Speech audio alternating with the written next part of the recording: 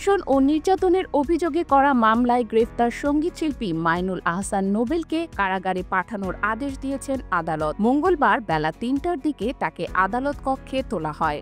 নোবেলের পক্ষে তার আইনজীবী জসিমউদ্দিন জামিন চেয়ে আবেদন করেন। শুনানিতে তিনি বলেন, মামলার ঘটনা গত বছরের ১২ নভেম্বর, আর বাদী আসামির স্ত্রী।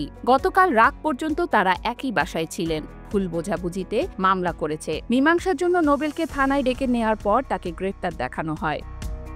আসামির বিরুদ্ধে ধর্ষণের সুনির্দিষ্ট অভিযোগ নেই। মেয়ে লিগালি তার ওয়াইফ, ৪ মাসে প্রেগনেন্ট। নোবেল তার সাথে সংসার করতে চায়। আমরা যে কোনো শর্তে আপোষ করতে ইচ্ছুক। এ সময় বিচারক কাবিননামা আছে কিনা জানতে চান। তখন আসামি পক্ষের আইনজীবী বলেন, তাড়াহুড়োর কারণে কাবিননামা আনা হয়নি। রাষ্ট্রপক্ষে ঢাকা মহানগর দায়রা জাজ আদালতের পাবলিক প্রসিকিউটর ওমর ফারুকী জামিনের বিরোধিতা করেন। তিনি বলেন, আমরা বিভিন্ন সময় দেখেছি এই আসামি সাংসারিক ব্যক্তিজীবন নিয়ে ভালো অবস্থায় নেই। বাদী দাবি করেছেন, ইডেন কলেজে তিনি অধ্যয়নরত। সামাজিক যোগাযোগ মাধ্যমে তাদের পরিচয়, পরে ফোনে কথাবার্তা হয়। গত বছরের ১২ নভেম্বর তাদের দেখা হয়। আসামি বাদীকে তার ডেমরার স্টুডিওতে নিয়ে যায়। সেখানে তাকে আটকে রেখে ২ থেকে ৩ জনের সহায়তায় ধর্ষণ করে, মারধর করে।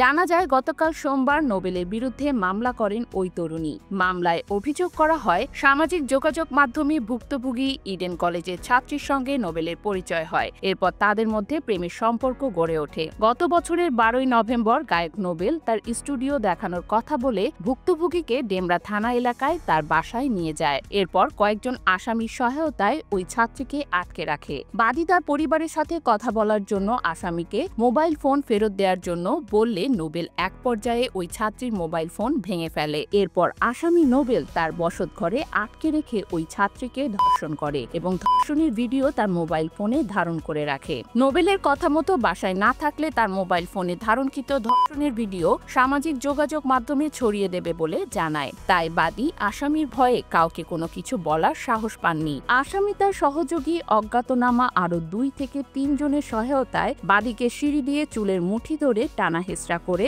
অপর একটি কক্ষে আটক করে রাখে। ওই ঘটনার একটি ভিডিও সামাজিক যোগাযোগ মাধ্যমে ভাইরাল হওয়ার পর বাদীর পিতামাতা বাদীকে চিনতে পারে। এরপর তার পরিবার পুলিশের সহায়তায় তাকে উদ্ধার করে। ব্যক্তিগত নানা আচরণের কারণে বিভিন্ন সময়ে খবরের শিরোনাম হয়েছে নোবেল। একাধিক বিয়ে করেও আলোচনায় এসেছিলেন এই গায়ক, কিন্তু কোনো সংসারই স্থায়ী হয়নি। ২০১৯ সালে সালসাবিল মাহমুদকে বিয়ে করে আলোচনা সৃষ্টি করেন নোবেল, কিন্তু মাদক ত্যাগ না করায় সে সংসার টেকেনি। এরপর ২০২৩ সালের শেষে ফের নোবেলের বিয়ের খবর সামনে আসে।